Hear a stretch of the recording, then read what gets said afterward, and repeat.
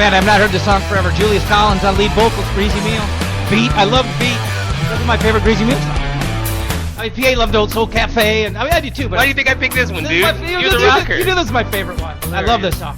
Now, but I don't want to. Are we going to piss off ASCAP or PMI? We won't let it play too long. Nobody cares. It's their music. They can do whatever the hell they want with it. That's exactly right, Bernard. I love this song. Do we have to get permissions from you? I say no. I decline. Good. Can't make it up. I love this song.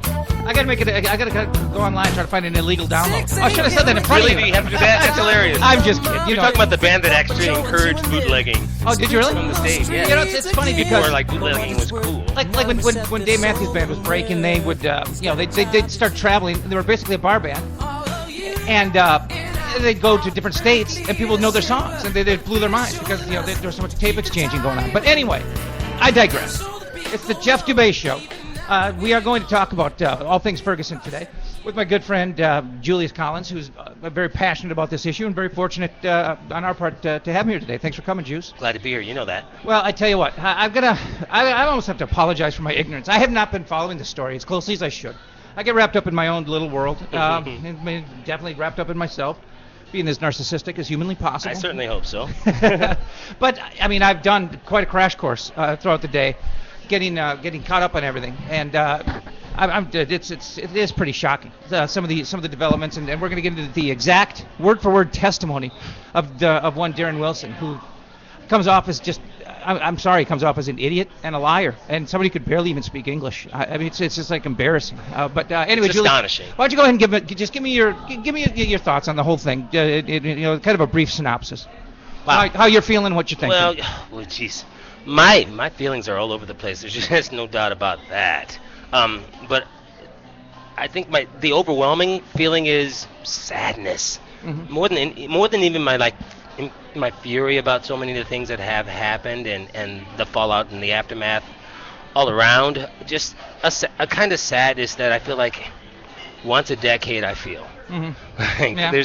There seems to be, and listen, during the course of that decade there are no shortage of things that could make me sad and a little melancholy, but it seems to be like one major event at least every decade that reminds us we ain't moving anywhere. It's just window dressing, and it's just all about sleight of hand. And you have to, in the end, I just think we got let down on every major level of government, and then on the human side, people let their anger get the best of them on the backside. Yeah, I tell you what, I came into today, basically a clean slate on this thing, and I've been wanting to learn about it. And the two things that I looked at that really swayed me, both come courtesy of Darren Wilson. I mean, I didn't go out there and get the other side or get the slant. I mean, I went to Darren Wilson's photographs of his quote-unquote injuries, and then I read his testimony word for word.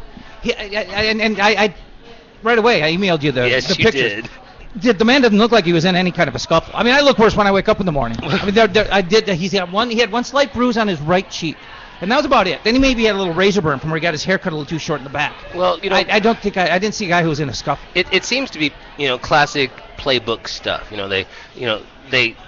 The DA last night, the first thing he did was admonish the media and admonish bloggers. And I thought that was just so rich, considering they were all too willing to use the media to leak those videos of dude coming out of the grocery store. And listen, I want to be clear about this.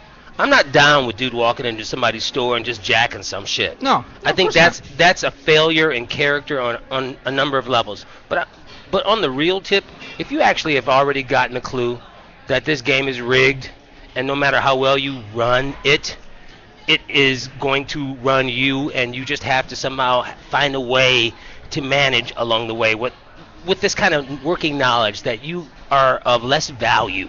And you see this over and over again. You see so many examples of this, and it does begin to grind on you. I remember being in my late teens and early 20s, and specifically my late teens. I felt like it was my mission to kind of help white people understand that there are more dimensions to black people than just this narrative. But well, there's sports. I ended up starting Just kidding. and then there's rock. Oh, Jesus. There's that. Nice. But yeah, and then I realized that was just making me angrier because it wasn't really serving me, and I wasn't getting anywhere. So in the end, I just feel like these are all personal decisions that people have to make, and some of this comes down to comes down to credibility and believability, and what flies as believable is part of what causes this anger. All right, take us a little time to get through this testimony, because I want to go through it word for word, and feel free to interject here. There's just so much of it that's difficult to comprehend for me, because the way he describes himself being attacked, I can't believe a kid that just stole a couple of cigars is going to be this aggressive going after a police officer. It's really suspend your disbelief when you read it. And he also just gives a real sketchy. He contradicts himself, and well, let's just get into it, and feel free to jump in at any time. This is a quote. As I was going west on Canfield, I observed two men in the middle of the street. They're walking along the double yellow line, single file order. I see them walking down the middle of the street, and first thing that struck me was they're walking in the middle of the street. This guy's an idiot. I mean, just listen to how he talks. First thing that struck him. I had already seen a couple cars trying to pass, but they couldn't have traffic normal because they were in the middle. So one had to stop to let the car go around, and then another car would come. I mean, he doesn't even speak clearly. It doesn't even make sense. And the next thing I noticed was the size of the individuals, because either the first one was really small or the second one was really big. And just for the conversation, I didn't know this then, but the first one's name was Dorian Johnson. The second one was Michael Brown. That was discovered, I think, the following day is when I learned the names. I had never seen them before. Again, he discovered their names, the names afterwards. I like it. He just sounds dumb. Investigative. Yeah. And then the next thing I noticed was that Brown had bright yellow socks on that had green marijuana leaves as a pattern on them. So I mean, go after him. Nothing says violence like weed. Oh boy. I heard a stand-up comedian say that people, I am not making light of this. I am trying to find a way to breathe through it. But people get the shit kicked out of them all the time for drinking. They get drunk, you get in fights. The only time you ever hear about somebody getting in a fight over marijuana is if somebody stole my bag. Then I'll go get them. Or spilled the bong water. Yeah, exactly. In there. Now, where was I? They were the taller socks that go halfway up your shin. As I approached them, I stopped a couple feet in front of Johnson as they were walking towards me. I mean, I'm sorry for chuckling. He's just so stupid. I'm going towards them, and I allowed him to keep walking towards my window, which was down. As Johnson came around my driver's side mirror, I said, "Why don't you guys walk on the sidewalk?" He kept walking. As he is walking, he said, "We are almost to our destination," which I'm sure it's exactly what he said. We are almost to our destination. Because brothers love to use the word destination. So he said, "We are almost to our destination," and he pointed this direction over my vehicle, so like in a northeasterly direction. And as he did that, he kept walking, and Brown was starting to come around the mirror. And as he came around the mirror, I said, "Well, what's wrong with the sidewalk?" Brown then replied, "It has vulgar language." Brown then replied, "I don't give a fuck what you have to say," according to Officer Wilson. And when he said that, it drew my attention totally to Brown. It was a very unusual and not what I expected response from a simple request. When I start looking at Brown, first thing I notice is in his right hand, his hand is full of cigarillos. Is that how you pronounce that? What the hell is cigarillo? So, yeah. Swisher Sweets or something? Okay. And that's when it clicked for me, because I now saw... They roll a herb up in them. Okay. It's blunt. I get it. Clicked for me. I say they because, to me, it's ruining the herb. That's just me. Okay, and that's when it clicked for me, because I now saw the cigarillos. I looked in my mirror. I did a double check that Johnson was wearing a black shirt. These are the two from the stealing. He says from the stealing. The stealing, you say? Again, a real guy comes off as dopey. English major. Yeah, official police dialogue. And they kept walking. As I said, they never once stopped, never got on the sidewalk. They stayed in the middle of the road. Radio and Frank 21 is my call sign that day. I said, "Frank 21, I'm on Canfield with 2. Send me another car." I then placed my car in reverse and backed up, and I backed up, just past them, and I angled my vehicle, the back of my vehicle, to kind of cut them off, to keep them somewhat contained. Again, he doesn't even speak proper English, very broken English. As I did that, I go to open the door, and I say, "Hey, come here for a minute," to Brown. As I'm opening the door, he turns, faces me, looks at me, and says, "What the fuck are you going to do about it?" And shuts my door, slamming it shut. I haven't even got it open enough to get my leg out. It was only a few inches. I then looked at him and I told him to get back, and he was just staring at me, almost like to intimidate me or to overpower me. Now, I've never seen a stare that can overpower. Not a police officer has a sidearm. Yeah, I mean, correct. The officer's armed, but he's concerned that he's going to be overpowered by a man who is staring at him. He's a demon, for God's sake. That blows my mind. This stare has alarmed this officer to the extent that he believes he's going to be overpowered, all based on a stare. Don't look at me like that. You're doing it to me now. That's right. To watch the hell out. The intense face he had was just not what I expected from any of this. Oh no, anything but that. Anything but. I mean, let's see if I got this right. He's walking down the middle of the street. He's got weed socks on, and he clearly has no regard for the law, and he didn't expect this. And he clearly is making a face that you weren't ready for. Oh no. Oh, that's. I mean, just the horrific job of a police officer. I then opened my door again and used my door to push him backwards. While I'm doing that, I tell him to get the fuck back, and then I use my door to push him. He then grabs my door again and shuts my door. At that time is when I saw him coming into my vehicle. Now, this doesn't make sense to me. He says he sees him coming into his vehicle. But then he says his head was higher than the top of my car. And I see him ducking, and as he is ducking, his hands are up, and he is coming in my vehicle. I had shielded, so his head's above the roof, but his arms are up, and he's coming into the vehicle. Go ahead and visualize it. But Brown had just had his hands on the door. And just shut the door. He had just pushed the door shut. So how is he coming into the vehicle? I had shielded myself in this type of manner and kind of looked away. So I don't remember seeing him come at me. Okay? So, he just contradicted himself. Scared. Yep. He was so scared he looked away like a little kid. Because that's what scared people do. That's why the boogeyman. He says, I don't remember seeing him come at me, which again, he immediately contradicts himself. But I was hit right here in the side of the face with a fist. I don't think it was a full-on swing. I think it was a full-on swing, but not a full shot. So again, he contradicts himself. Okay. Again, just not making any sense. It's all about plausible deniability. I think my arm deflected some of it, but there was still a significant amount of contact. It must have been his training. That was made to my face. Arm deflecting it? Maybe. That's what the prosecutor asks. Now he was hitting you with what hand? Wilson says, I believe it was his right, just judging by how we were situated. But like I said, I had turned away, had my eyes, I was shielding myself. Now, how about that sentence? Wasn't it his right cheek that was... It was his right cheek, yes. Yeah. But like I said, I had turned away, had my eyes, I was shielding myself. That's not even a sentence. The prosecutor then says, where did you see the cigarillos at? The prosecutor doesn't even speak in proper English, for God's sake, and he's a lawyer. He ended the sentence with a preposition. Yeah, that's never good. You don't dangle your preposition. Trust me. Is this actually all off of Twitter, and this was all shortened or something? This is on USA Today. This is actually the... This is a USA Today article. Horrible. They were in his right hand. After he hit me then, it stopped for a second. He kind of like, I remember getting hit. This guy talks like a valley girl. After he hit me then, it stopped for a second. He kind of like, I remember getting hit, and he kind of like grabbed and pulled, and then it stopped. What does any of that mean? I don't know. When I looked up, if this is my car door, I'm sitting here facing that way. He's here. He turns like this, and now the cigarillos I see in his left hand. He's going like this, and he says, hey man, hold these. The prosecutor went on to ask Wilson to clarify what Brown had in his hands, and Wilson says, quote, he didn't have like two hands of two cigarillos. No, I only saw them in one hand.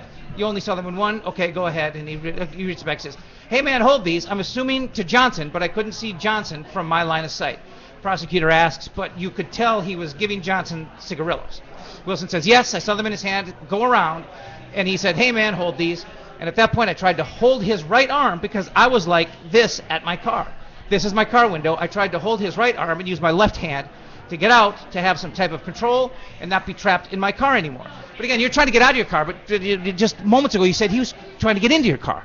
So I don't get that, or he came into your car. So pause for just a second, because, police cars are relatively secure. Yeah. Why don't, when the door's shut and you already called for backup, why don't you lock yourself into the car? He's not going to be able to break in. Correct. It's bulletproof glass. And why don't you stop and have the presence of mind to gather yourself while this backup that's going to be there shortly, instead of, and not to, I know you're in the middle of this thing, but I want people to jump in on this. I'm telling you right now, it's all grounded in fear and a fundamental fear that he has of young black guys. Or marijuana socks. or really scary faces. But really you're absolutely right. You're absolutely right. This is one of those things that I'm talking about when I talk about systematic and just like historical in terms of its impact on a community, and he's just a product of that. His fear, first of all, his fear after the fact comes off as fraudulent. Mm-hmm. You're gonna love the next line. I'm not necessarily of the mind that he was scared at any time, just like when the George Zimmerman thing went down and he was terrified for this giant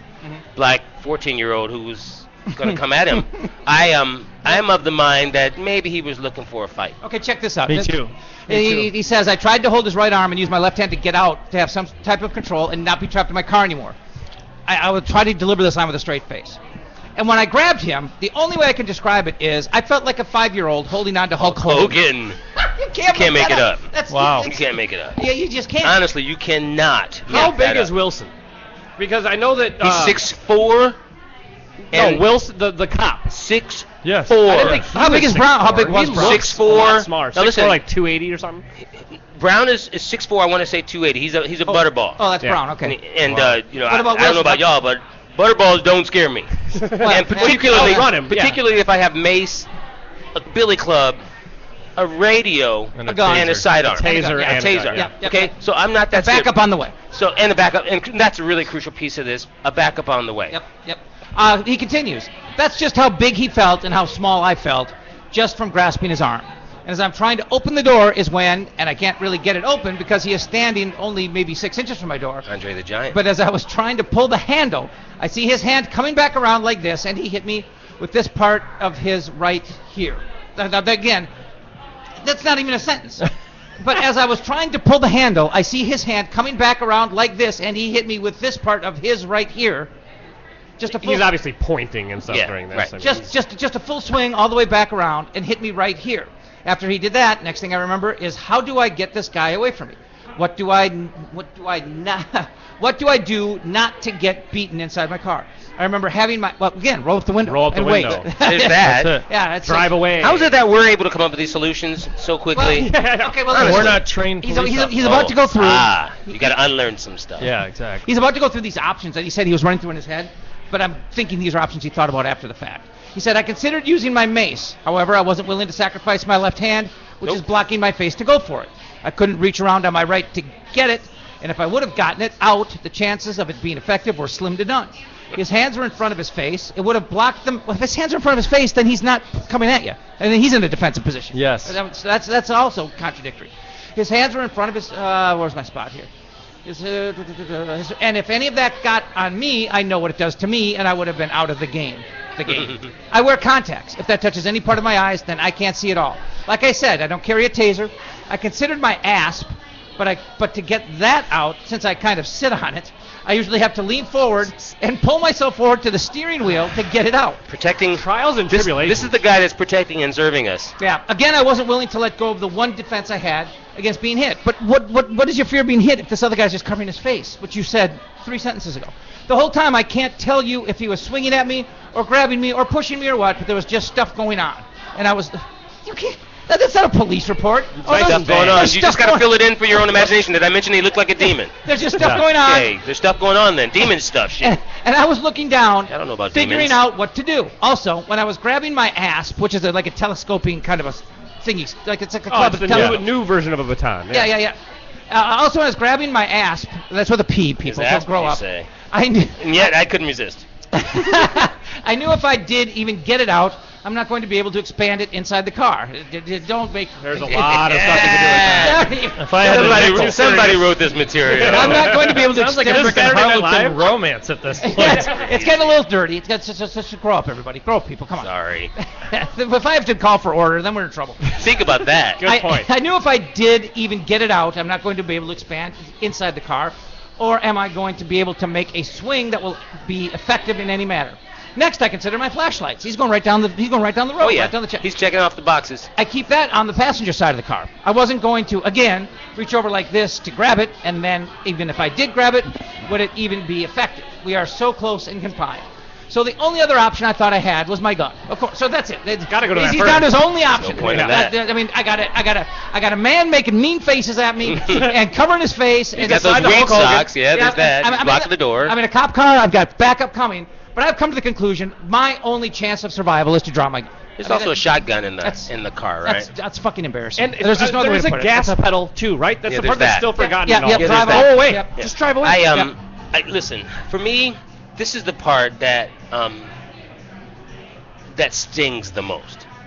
It's just the part that stings the most. It's the explanation is always the most insulting, as far as I'm concerned. It's always the I most agree. insulting I agree. because it's like you want me to place all of my trust in an individual who has delivered that story. Yeah, it's you want me embarrassing. to believe that's plausible. It's embarrassing. Okay, but here's the thing that's even bigger than that, and the story I would expect, and I mean this sincerely. I have no love affair with the police force.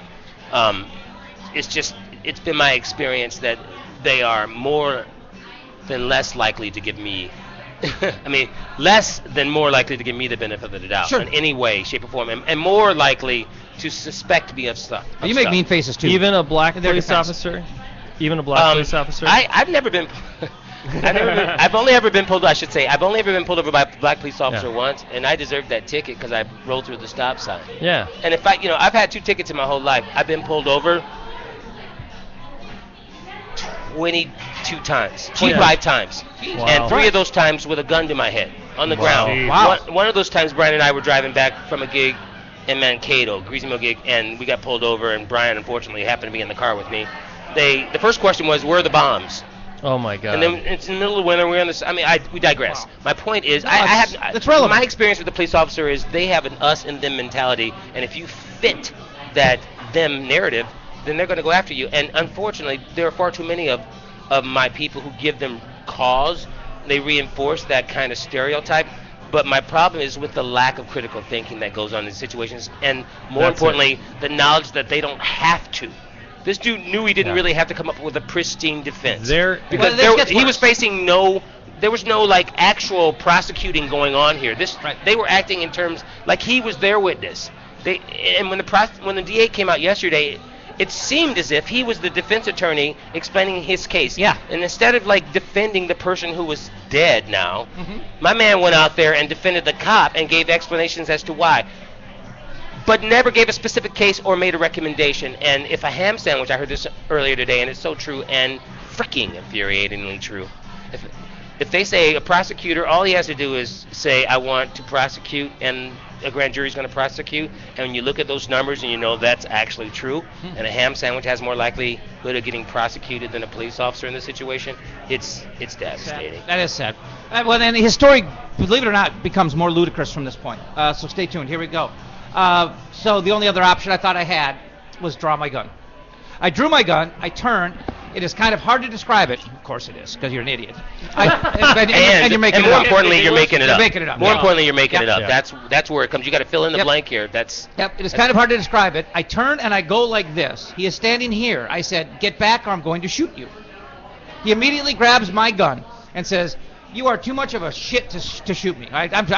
They just say expletive. I'm using my own swear word. You know what it was, It's though, like my right? own little Mad Lib. You know what the word was? No. You say you're too much of a pussy. Oh, too much of a Right. pussy. Okay. That's what the quote was, at least. That Oh, was okay. inside. Okay. Well, that just says expletive, and I'm playing that's my Mad Lib game. I can put whatever expletive on it. Drudge had that on his page today. I thought that was a little surprising. Right there on the front page. Just threw that word out there. You don't see that every day. No, anyway, you really sorry. don't. Oh, no. Again, the interjections are invited. They're welcome. I'm in my car. He's here. It is pointed this way, but he grabs it with his right hand, not his left. Nope. He grabs with his right one, and he twists it, and then he digs it down into my hip.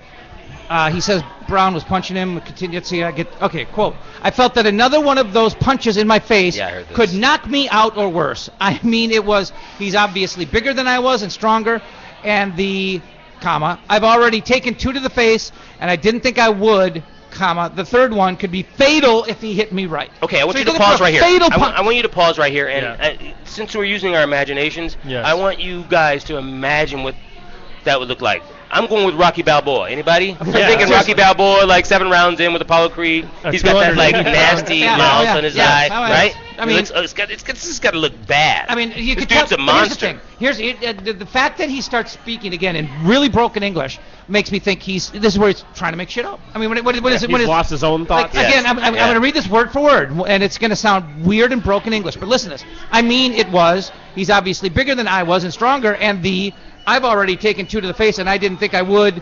The third one could be fatal if he hit me right. I mean, he's clearly nervous. He's clearly making shit up. And he's also been counseled.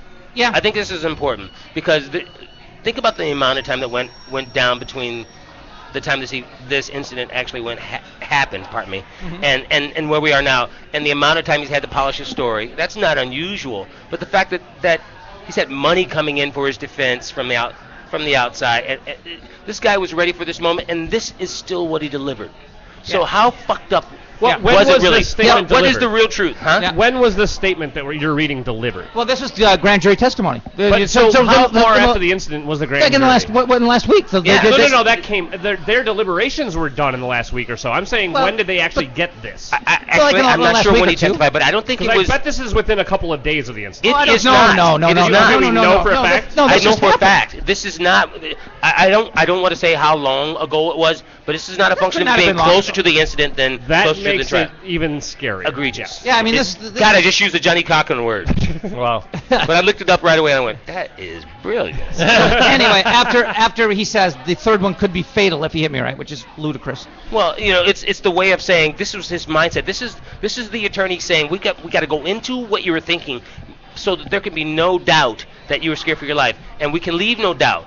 But the fact that he wasn't being cross-examined by the people who are charged with cross-examining him, and listen, this isn't beyond a reasonable doubt kind of scenario. This is more like civil court, where all you got to do is find some like.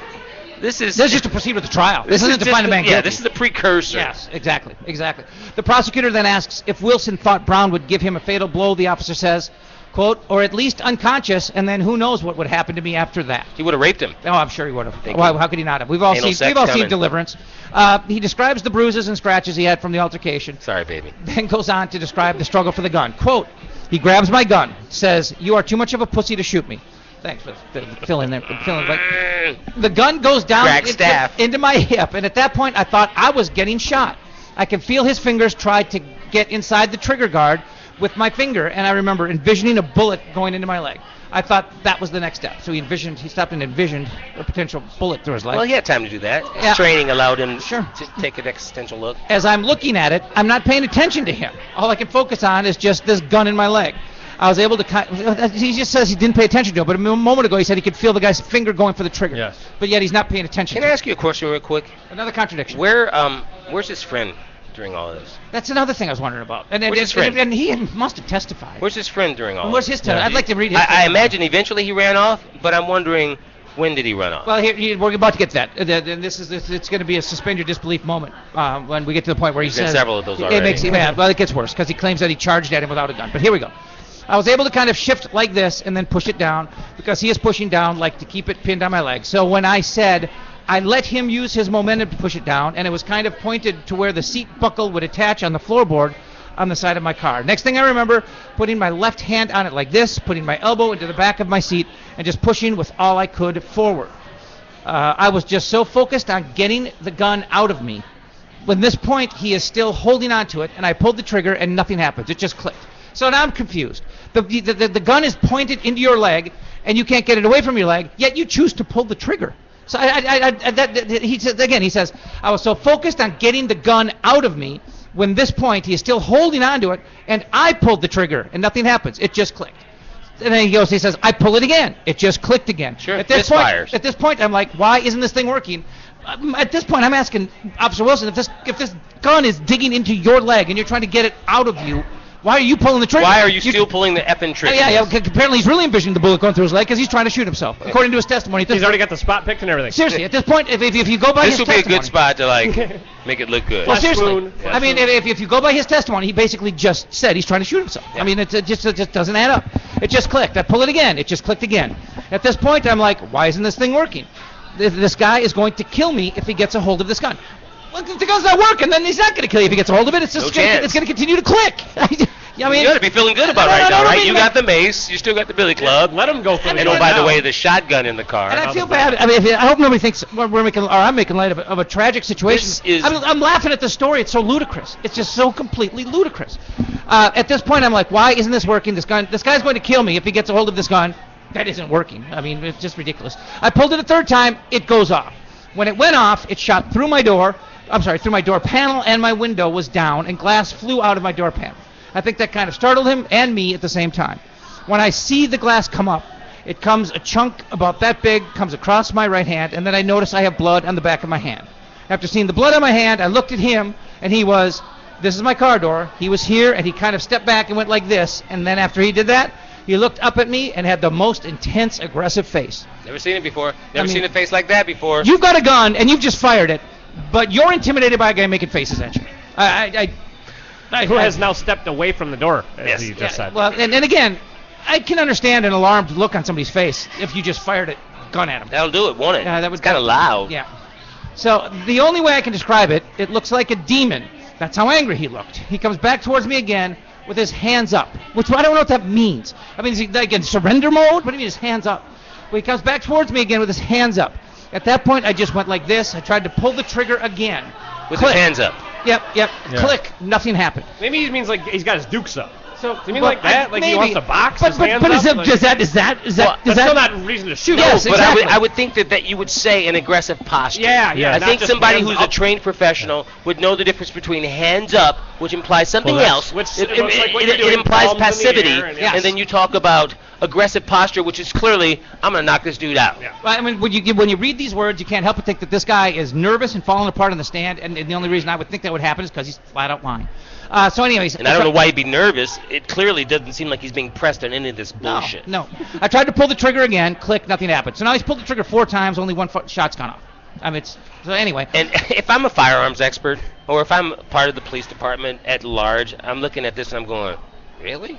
Yeah. How do you have such Really? a faulty Don't weapon? they maintain their guns? We got the most pretty well? reliable weapons scenario going on the planet. What, really? Mm-hmm. 4 misfires and 1 outing, eh? Yep. And Mighty usually convenient. when you hear of officer shootings, you hear of about 43 shots. You are correct. It's never so. But maybe that's because the first 3 don't work. There's that. I suppose There's that. there's always that. And if you're willing to believe it, knock yourself out. I just saw his hands up. I don't know if they were closed yet on the way to going closed. So he's admitting that he's not even seeing a fist being made, and he's Exactly. shooting at him. Well, that's the thing. All He's right. saying he's realizing that just saying hands up posture is going to come under some controversy if anybody really would press it. So he's saying it's kind of gray. I don't know if his hands were up or they were bald. Okay, well, this gets better. I don't know if his hands were closed yet on the way to going closed. I saw this and that face coming at me again. Again, he's scared of the face. And I just went like this, and I shielded my face, so I pulled the trigger. So what is he? He Covered ducks, his eyes. He ducks down, covers his hands, and starts shooting? You don't That's what you're taught in understand the terror. academy. Dubay, you're a tough guy, okay? Oh, I so am. I understand Yeah, how don't- you don't get don't fuck with scared. But you've never been in the field, okay? You've never been out there with those animals, and you don't understand the kind of terror that runs through you when a 16-year-old or an 18-year-old runs up on you and says, "You're a pussy." Oh, yeah. Well, I tell you what. He makes was it the 3rd or 4th reference to the scary face, and To me, says this is all about reinforcing and he the says, narrative. I shielded my face. Over and over again, reinforcing the narrative. This dude was scary. He says, I shielded my face, so I pulled the trigger. I mean, how do you do that? So you're covering your face and you're shooting on the blind? But we're going to take a quick pause just to digest this. We'll be back in 60. You know, folks who've listened to the show, they know that I lived in the Uptown area here, right down Pleasant Avenue, as a matter of fact, and on the corner of Pleasant Lake is where Uptown Pawn is. And I have been here numerous times, had numerous business dealings with them. It's just a nice place with good, honest people. Bob Jacobson, the owner, you run the place. You've always been good to me. Thanks, Jeff. We try. That's part of our business. We're here to help people, and so everybody walks in the door. We hope we can help. Well, what I've always appreciated is when people are nice to people who are the low man on the totem pole. Like when I was a bat boy, I liked the star guys who were nice to the bat boy. Right. And I mean, I came in here and you guys didn't know who I was. You didn't know I had a radio show, and you treated me great. I mean, just a guy off the street. Listen, that's the idea with I think a smaller family type business. Somebody walks in the door. We don't want to let them see everybody gets treated the same way, and we hope that's the case. And we don't want to see them leave without. We try our very best. It's really easy. It's easy. It's low pressure. Good, honest people. Right on the corner of Lake Street and Pleasant Avenue. You guys got to check out Uptown Pawn. Hi, I'm Terry Daniel, and I've been a voice actor in Minneapolis for over 2 decades now. How often are you getting compliments on your voice? Now is the time to do something about it. If you're interested in getting into voiceovers, please contact me via my website at universalvoicetalent.com. All right, we're back, and we are, as I figured, running a little short on time. We're 33 minutes into it. We got 27 to go, so I'm going to try to speed this along a little bit because other issues at hand. So anyway, he says he shields his face. So I pulled the trigger. It just clicks that time. Without even looking, I just grabbed the top of my gun, the slide, and I racked it. And I put my, still not looking, just holding my hand up. Still not looking. I pulled the trigger again, and it goes off. So he takes another shot on the blind without even. If he's not looking, how does he feel threatened? Now If the he's good not thing is looking, they're in an empty alley with no other people around, so he can just blindly shoot. That's perfectly fine. He's not on a public street with other people around. What would he have to be concerned about there? So the prosecutor asks, how many times does it go off in the car? And the officer responds, I don't know. It went off twice in the car. Pull, click, click, went off, click, went off. Good gun. He was counting. Well, but good now memory, there he too. just said there were 3 clicks and two firings. But the way he just described it previously, he had 4 clicks and 2 firings. When I look up after that, I see him start. Now this is a weird sentence. When I look up after that, I see him start cloud of dust behind him. I then get out of my car. Is he Linus? It's I was gonna no, say. Pigpen. That's Pigpen. Oh, Pigpen, right. As I'm getting out of the car, I tell dispatch, shots fired, send me more cars. But you've already called for backup. I mean, exactly. What are we talking about? I mean, it's so freaking. And when you say shots fraudulent. fired, you're not being fired at. Okay. You're firing You're not under fire. I mean, you're on the offensive here. But anyway. So we start shots fired. Send me more cars. We start running, kind of the same direction that Johnson had pointed, across the street, like a diagonal towards this, kind of like where the parking lot came in for Copper Creek Court in Canfield, right at that intersection. Again, he just speaks in broken English. And there's a light pole right there. I remember him running towards the light pole. We passed 2 cars that were behind my police car while we were running. I think the second one was Pontiac Grand Am, a green one. I don't know if it was a 2-door or 4-door. I just remember seeing a Pontiac green Grand Am, which, by the way, figures into the story not at all. Yeah. He's just trying to make it seem like he's got this photographic memory. Mm-hmm. Too late, Officer Wilson. The cat's out of the bag on the memory. When I passed the second one, about that same time, he stopped running, and he is at that light pole. So when he stopped, I stopped. And then he starts to turn around. I tell him to get on the ground, get on the ground. He turns, and this is part this is the ultimate suspend your disbelief. When he looked at me, he made like a grunting, like aggravated sound, and he turns, and he's coming back towards me. His first step is coming towards me. He kind of does like a stutter step to start running. When he does that, his left hand goes in a fist and goes to his side. His right one goes under his shirt in his waistband, and he starts running at me. So at this point now, he does not have a gun. He's about to brandish one, though. He's about to brandish one, which he doesn't have. No. So it's been proven because we've had a fight, and he's gone after your gun. There's no way this guy put his hand in his waistband while he's charging after a policeman. Wait, hold on. He attacked you. And he attacked you, right? When he pulled the gun first? Yes. So he's making this up. I mean, we know the bottom line is we know he didn't have a gun. So we know there's no reason for this guy to stick his hand into his waistband unless he's just a perv. I don't mean. Every single person that is shot by a cop is reaching for their waistband. There's just no doubt about it. And by the way, running towards the person shooting. Well, okay. How about this? Yeah. No doubt about that. That's a natural reflex. Like you said, he's 280 pounds and he's running away. So he's not Carl Lewis. He's free. Yeah, but he stops. He stops at the light post. He's not. Yeah, I could have gone with Usain Bolt, I guess. But he stops at the light post. Bends over, kind of doubles, puts his hands on his knees, looks up, and grunts like he's a bull in a Well, he's tired now. He's been cornered. He's a wild animal. Yeah, so he grunts. He kind of kicks at the dirt, sticks his hand in his pants, and charges at the officer despite not having a weapon, and the officer's brandishing. If you have a weapon... No way this happened. Can we just pause for a second? There's no way this happened. Because I'm almost exhausted poking holes in this bullshit. There's no way this happened. Can we just pause for a second and why would he wait that long to go for his gun? Why would he let all this stuff transpire, run away, and decide, you know what? I know I had insulted this guy and held him inside of his car, which would be plenty grounds for a cop to shoot a brother. Just for the record. And he looked at him really scarily too. That's more than plenty grounds to be dead in America historically. And like it or not, and if you can't relate to it, it's just a function of you just choose not to relate to it, because it really does affect all of us. And here's the most infuriating part about racism is when we expect the victims to fix the problem. That's an incredible statement right there. Mm-hmm. I mean, it really is. There's a greater issue here, I think, and you know, I get called the white liberal all the time because of this stuff. And I'm sorry, man. But it's not about that. It's not about that. It's like, look, Jeff and I were talking about this earlier. You get away from a lot of major metropolitan areas, and you may as well be in the Deep South. And this isn't just about the fact that 40 years ago, 50 years ago, people were drinking at different fountains. It's about their family. It's about their culture. It's about how they treat other people. It's about exclusivity rather than inclusivity. And I'm talking from church to race to everything else, that whatever I got going on is a lot better than what you got going on. And there is a culture of fear. There's a culture of fear that's going on in this country, and that ties into socioeconomics as well. But you can't tell me that this guy, and hey, there's a lot of good police officers out there. There's some that aren't. It all depends on your mindset. Am I here to keep the peace? Is my training in not instantly reacting to every goddamn thing that happens and not profiling people? Are you itching? Are you itching for a fight? Correct. Because you know what? When I was 25 years old, somebody shouldered me in the bar. Oh, I was ready to go. But you know what? I'm not a police officer. Precisely. And as I've matured, I've stopped and thought, you know what? This is stupid. Why would I put myself in this situation? I just think that's so profound in and of itself, because if you just the most basic part of a police training would be how to think in crisis. Absolutely, number one. How to handle yourself under pressure. Yes. And so to get all of this bullshit about how he panicked and covered his eyes and how he didn't know if it was His left hand is right, but I'm Intimidated pretty by the face. It's to me, it's clearly aided by lawyers along the way, and I realize they've got a job to do to kind of prepare their police officers for these scenarios. But for this to be the final part of that is the part that is the most insulting. It's the part that, like, listen, if you're a black person and you see every generation like Rodney King getting the shit beat out of him, and then the cops getting off because he made them chase him, and he was really high. He was really high. Let's not throw that. And these things are all thrown in.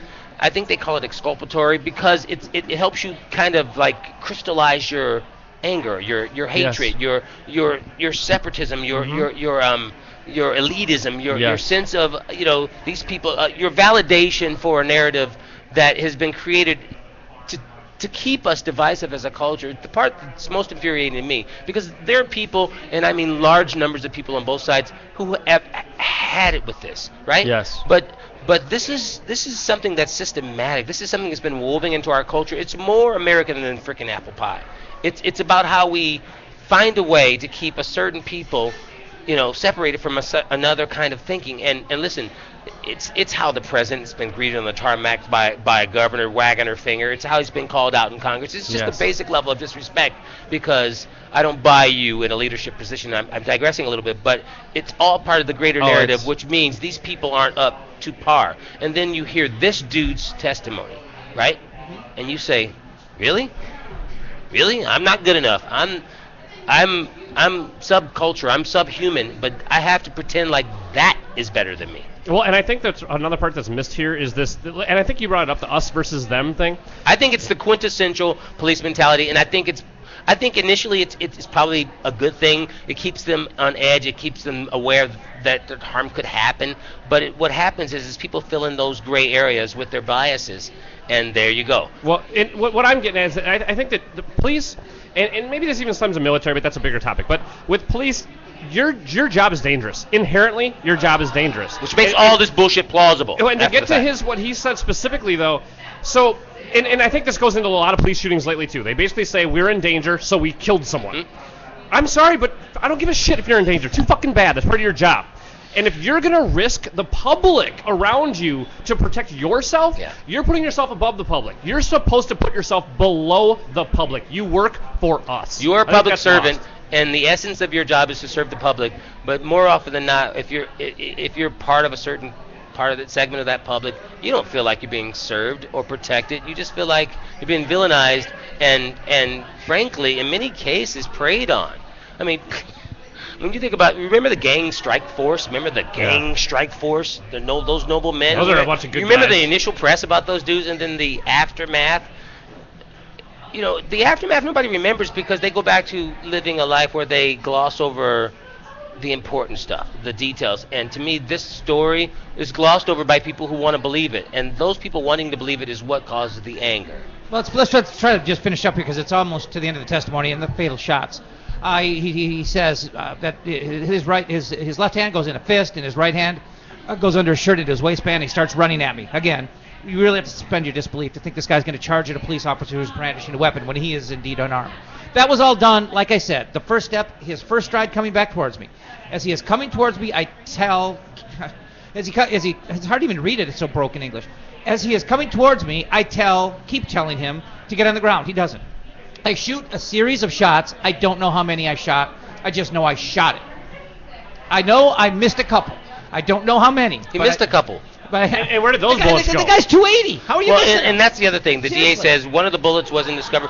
You can't, because you couldn't weave that story together enough. I mean, he was trying his best to kind of make it help us to understand why so many bullets were fired. Magic bullet, 12. grassy knoll type shit. The guy's 6'4", 280. I'm not trying to make light of it, but you're not going to miss him unless you're. He's right outside your window, isn't he still? Well, you're shooting No, another. he's charging at you. He's charging at you from the light post. You're shooting another human being, Exactly. and the way he's stating it, I don't give a shit what your percentage of hits or misses are. You're shooting at another human being that you're treating like it's a fucking target. I know I missed a couple. That's what drives me crazy. Exactly. It's I know like this is a human being that does not deserve to die. I know I missed a couple. I don't know how many, but I know I hit him at least once because I saw his body kind of jerk or flinched. I remember having tunnel vision on his right hand. That's all. Well, his right hand's in his waistband. How are you seeing his? This guy's got amazing vision for a guy who's covering his eyes half the time. Yeah, that's true too. That's all. I'm just focusing on that hand when I was shooting. Well, after the last shot, my tunnel vision kind of opened up. Well, that's good news. I remember seeing the smoke from the gun. I think the music of the movie changed at that point, too. Yeah, I remember seeing the smoke from the gun, and I kind of looked at him, and he's still coming at me. He hadn't slowed down. You just said he stopped and flinched. You said he jerked and flinched because you hit him. So I had to slow down. At this point, I start backpedaling. And again, I tell him, yeah, he's... And again, the guy has clearly at this point not brandished an iron. No. Unarmed man is running at you, you're armed, but you're backpedaling. And again, I tell him, get on the ground, get on the ground. He doesn't. I shoot another round of shots. Round of shots. Again, I don't recall how many. Again, listen to the sentence. I don't recall how many him every time. Wow. I know at least once because he flinched again. I thought cops had to go to school. It's really embarrassing. What's embarrassing is that you've heard over the years, why aren't police departments more diverse? Why isn't that? Well, because you got to pass a test. There's an intellectual element to this whole thing. After all, remember. Listen to this. This is the sentence that I'm going to try not to laugh. At this point, it looked like he was almost bulking up to run through the shots, like it was making him mad that I'm shooting at him. See, Popeye? Superman. So no, Incredible Hulk. He's getting mad. That's He's turning green. He's turning off the shirt at this point. Right. And again, I'm making a joke about a guy as he's about to die. I don't mean to. You take the absurd to describe the absurd. It's the only way to survive. Exactly right. So I was making him like it was making him mad that I'm shooting at him. And the face. Here we go again. And the face that he had was looking straight through me. This is the fourth reference. Like I wasn't even there. I wasn't even anything in his way. Demonizing. So again, how can you not shoot him? If he's staring through you, how can you not shoot him? I mean, give me a break. Okay, Well, he keeps coming at me. After that, again, during the pause, I tell him to get on the ground. He still keeps coming at me. He gets about 8 to 10 feet away. At this point, I'm backing up pretty rapidly. Because a 280-pound guy comes at you pretty fast. I'm backpedaling pretty good. Who's been shot, by the way? Because I know if he reaches me, he'll kill me. You're shooting him. He doesn't have a gun. But you know he's going to kill you. This shit passed at a grand jury. That's amazing. And he had started to lean forward as he got that close, like he was going to just tackle me, just go right through me. His hand was in a fist at his side. This one is in his waistband under his shirt, which is bullshit. And he was like this, just coming straight at me, like he was going to run right through me. And when he gets about that 8 to 10 feet away, I look down. I remember looking at my sights and firing. All I see is his head, and that's what I shot. I don't know how many. I know at least one because I saw the last one go into him. His head, you mean? And then when it went, the kill shot, you say? Correct. And then when it went into him, like he's hunting bucks in Wisconsin. Listen to this description. Listen to this description. And when it went into him, again, the kill shot into the head. And when it went into him, the demeanor on his face went blank. He's dead. That's disgusting, by the way. That's just fucking disgusting. Isn't that unbelievable? The demeanor on his face went blank. The aggression, infuriating. The aggression was gone. That slowed him down. The aggression was gone. All he had to do was kill him, and then he wasn't scared of him anymore. The aggression was gone. It was gone. I mean, I knew he stopped. The threat was stopped. When he fell on his face. And this is the last sentence. And I remember his feet coming up like he had so much momentum carrying him forward that when he fell, his feet kind of came up a little bit, and then they rested. At that point, I got back on the radio and said, send me a supervisor and every car you got. That is... Then he said it. It's 12 minutes. I mean, I don't even know what to start with that quote. I mean, give me... So you've already put 2 bullets into him, according to your account. You've hit him twice.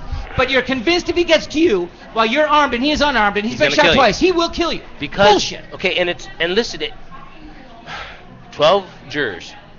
And at least grand juries can be more, right? Was it 12 in this one? It was 9 white, 3 I think black. it was 12 jurors, and you need 9 votes. Right, and I'm sure it was a coincidence that there were 9 votes. 9 whites and 3 blacks. I'm sure that was probably just a coincidence. And for all I know, maybe a couple of black people said, that does sound like, I've known Leroy. Leroy will charge a bullet. I'm sure, maybe there are a couple of black folks that probably, no, I don't. I don't believe this, but I guess it's possible. It wouldn't be the first time I'd be, stunned by an idiot decision by somebody. But here's the thing. I'm just so angry. I'm having a difficult time just even formulating thoughts because when something this absurd happens over and over again, and in fact, on a national level, at a rate of twice a week. And just last week, you got a little black boy in a park who's playing with a BB gun, which, by the way, she knocked out of me years ago, and I'm really grateful that she did because I thought it was ridiculous. Really? The boy's going to want to play with a little water gun. He's going to want to play with a gun. You don't want your son running around with a gun, but she was thinking more in terms of you don't want him simulating killing people. And in retrospect, this 12-year-old kid, and I know I'm jumping stories here, is dead because somebody decided he was a threat. Yep. So the point becomes, what's a threat? Who is a threat? Because what I've discovered is, or at least it's been my experience, and granted I'm prejudiced on some levels where this is concerned because I've had way too many incidents where police have taken liberties with me for no reason, and after the fact go, well, I thought you might have been one of the guys. I can't tell you how many times that's happened, so it really does bug me. But having said all that, I think it's absurd to think that this can happen at the rate that it happens, and it continues to happen, and there be no ground being gained. And I'm hoping that there can be some effective, collective, because I know way too many Caucasians who find this absurd, and yet you hear comments like, well, somebody breaks into my house, or if somebody wrecks my business. All this is after the fact, and we get distracted by stuff, and this is what angers me about the idiots who really don't have the brown kid in mind or the family in mind, because frankly the family asked for a peaceful demonstration and not any of this nonsense, because what happens is this nonsense is what they're going to focus on, and they're not going to focus on why this cop, who is fully trained and armed and been on the police force I don't know how many years, but he's on the police force.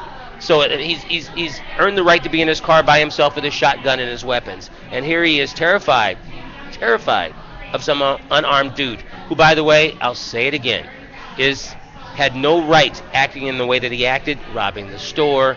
But we're talking about $5 worth of cigars and a kid's life. And by the way, he was going to college next year. Quick break. Back to wrap it up. Okay, last year, 2013, I lived just down the road, Pleasant Avenue, just a few blocks here from Uptown Pond, which is right on the corner of Lake and Pleasant. And, there are a couple of times, you just try to get to that next payday, maybe a couple of bucks short. If you've got some items, jewelry, diamonds, electronics, you come down here and they give you a fair price for it, and then you come back a week later, 2 weeks later, whatever, you get it back at a real reasonable price. So we're very competitive, we hope, on different angles, in different ends and different articles. Computers, electronics, TVs, jewelry. We buy, we give loans, and we also have emphasis on diamond jewelry too, that we also try and give credit for the best we can. We're specialists in that area also, so it's an all-round sort of combination. Well, it's a great place. It's a nice, clean place with honest people, and I tell you what, it's got a real family feel to it. As a matter of fact, it's tied into Strauss family, and I go way back with the late, great Jerry. So, these are people I know and people I trust. You can find them on Twitter, too, by the way. They're at Uptown Pond, and also on Facebook, Uptown Pond, and uptownpond.net. Back on the Jeff Dubay Show with Julius Collins, talking about all things Ferguson. We just got through the testimony of Officer Wilson, which, it would just be silly to keep telling how ridiculous and absurd it is, because it just speaks for itself. But then we get the reaction last night. We get the protests, we get the rioting, we get the looting. And I've always had a big problem with mob mentality. Whether it's somebody charging to be righteous and crucify Adrian Peterson, or whether it's people jumping into a mob to loot stores and pretend that they're doing it for a just cause. Either way, it's absolutely disgusting. Look at you wrapping up our last subject in a brilliant way. I love it. Continue. Oh no! But yes, that's part of the. I think I love my son because he's got a cooler head than I have. It's amazing, but it's easy to let this stuff get the better of you. I listen.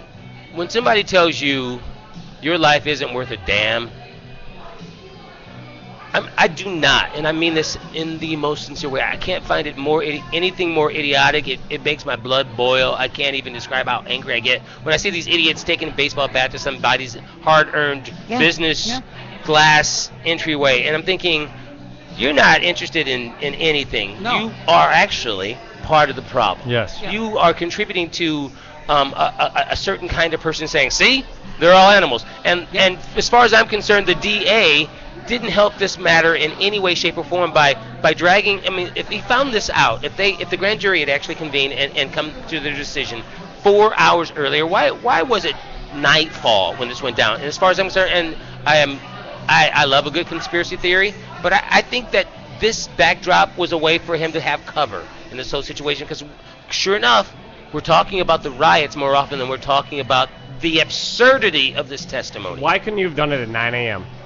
Why, or today even? Wait the day and do it in the morning. I don't understand what that was about. To me, it just seems like a ploy. It seems like another in a long line of ploys from a very, as far as I'm concerned, amateur-handed bigotry. Yeah. Well, let me ask you this.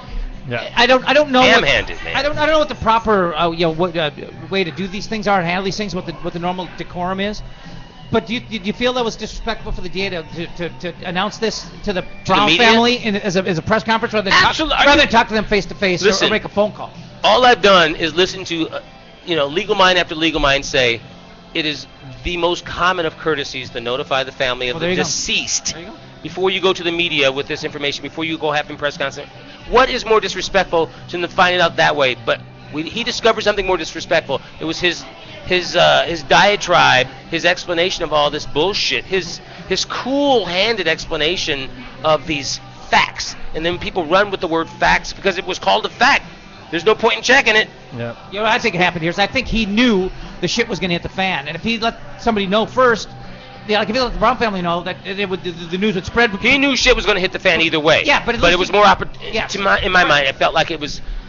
Let the shit hit the fan. If he leaked it out, if he told the Browns and it leaked out, it would fuck up his press conference. That's my point. The shit would hit the fan. I think if he releases it during the day, you see the optics are more of a peaceful demonstration, because you have more people out there who are functioning in that role to make sure these demonstrations stay peaceful. But by doing it when he did it, what did we learn the first time around at nightfall? That's when the stuff started happening, right? Mm-hmm. So I mean. What are we geniuses and he's an idiot? He's there in the city and he didn't have any kind of feel for how a city might react to this ridiculous. Or what do you think was going to happen? That black folks were going to go, okay, thank you, because he's a good guy. He's one of the good guys. So their fear overall in this thing, and it was, I mean, there were a lot of people involved with it, obviously, but their fear was, if we indict this police officer, we're opening up a giant can of worms. You are 100% correct. And so to me, us and them. Exactly right. And so the sad thing to me is this. Well, beyond the fact that this poor kid died and this was horribly mishandled, but as the parents, and that's what I go to, as the parents of this kid who made a mistake in the $5 fucking cigars or whatever the hell it was. Stupid. Did not deserve to die for this. But as parents, the next thing you say is, how the hell can we prevent this from happening again? And what has happened since then for us to say as parents that we can assure you that this will never happen again to another kid in this area? I don't have that answer because right now it looks like it can. Well, generally I feel like, and for somebody who is a pretty curmudgeonly individual, I am by and large an optimist. I generally feel like smart people are going to prevail, and people who have pure and good hearts and have well-meaning intentions and don't look at a person and draft a bunch of notions based on the way they look. I think, honestly, I have by and large felt that way. I feel like that is a really powerful force. But more than ever, man, when I read on social media some of the stuff that's being said, and when I hear some of the assaults on, listen, whether you voted for Obama or not, when I hear some of the fact that he's in his second term still trying to prove that he's not a terrorist, we know all we need to know. Worst voter apathy since 1942. Yeah. And people blaming, even on the left side, people blaming Obama for not getting it done. Well, think about this. My biggest problem might actually be with those people who abandoned that, but we digress. Sorry. Yeah, no, I know. We could do another hour on that. Cowards. I agree. Well, I mean, we're just on the verge of wrapping it up here. I mean, closing thoughts? Well, I really appreciate you having me down to wrap, and it's good to see with the You're the only black person we know. That's hilarious. And by the way, that bit never gets old. Never gets old, folks. We're in Minneapolis. I get it on the way in and the way out. It's like black people coming out of his ass. 4 black people. Well, unlike Russell Wilson, you are black enough. Wow. Man, we got to talk. There's so much to talk. Russell Wilson, RG3. There's so much to talk about. It's crazy. But listen. I mean, how does a guy like Marshawn Lynch or Percy Harvin rip apart a Super Bowl champion by saying my quarterback's not black enough? Well, because it's a real epidemic in the black community, and we could go into that, and it's a sickness that's a function of Jim Crow law. We can't get into it. I can tell you stories that would just make you sad. But this song I wrote for my son because I was pissed off, and I knew he'd be pissed off one day. Which one is it? It's called Everything Is Everything, which means America. Thanks for coming Same in. as it ever was. Thanks, Juice. I loved it. Man. It was a lot of fun, man. Appreciate it. I'm out of respect for the seriousness of the situation. There will be no sucking tonight. Thanks to Julius Collins for coming. Jason McGovern, Sean Bernard. That's the Jeff Dubay Show. Listen here, boy, I said, 'cause there's one thing that you can count on, so get it in your head.